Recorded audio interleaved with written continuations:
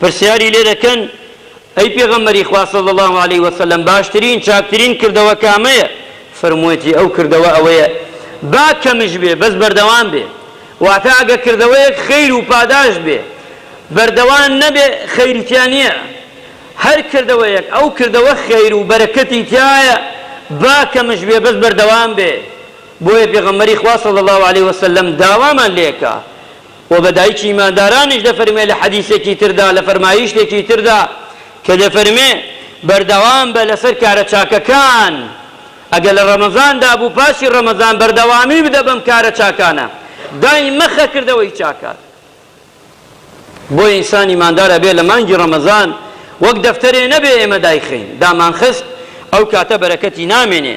بۆیە پیاوچاکان ئەفەرمن ئەگەر ئینسانێ بەردەوام نەبوو لە ڕەمەزان، وەک کەعب دەفەرمێ من صام رمضان وهو يحدث نفسه، واتە لەگەڵ نەفسی خۆیدا گفتوگۆی کرد، لەگەڵ نەفسی خۆیدا کەوا محاسبەی نەفسی خۆی کرد، ئەوە دەرچوو لە ڕەمەضان ئەوە چاک بزانێ ئەو ڕۆژوەیە کە خوا دەوێتی و خوا تەوفیقی کردووە و خوای پەروەردگار نەجاتیەدا لە ئاگری دۆزەخ.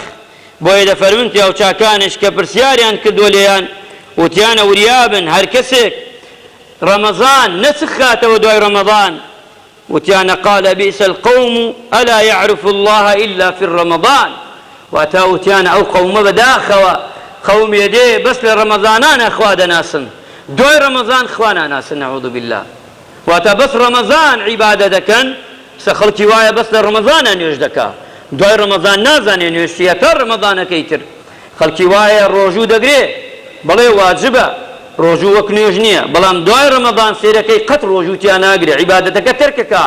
کەسی وایە بەس لە ڕەمەضانە ماڵی خوا دەبینێ دوای ڕەمەضان نایبینێ، کەسی وایە ساڵی یەک جا بەس خێرەکە بەس ڕەمەضانە دوای ڕەمەضان قبڵێکە ئەڵێن بەخوا کەمەکە لەمە دوای خێرکەم. خەڵکی وایە بەس لە ڕەمەضانە بۆ نمونە زەکات دەرەکات، وا دەزانی هەر ڕەمەضانە هەموو کارەکانی تر قەپاتێکە هەمووی. بۆیە پیاوچاکان فەرموویانە ئای ئەو خەڵکە چین بەس لە ڕەمەضانە خوا دەناسن، بۆ لە دوای ڕەمەضان خەڵک ناناسن.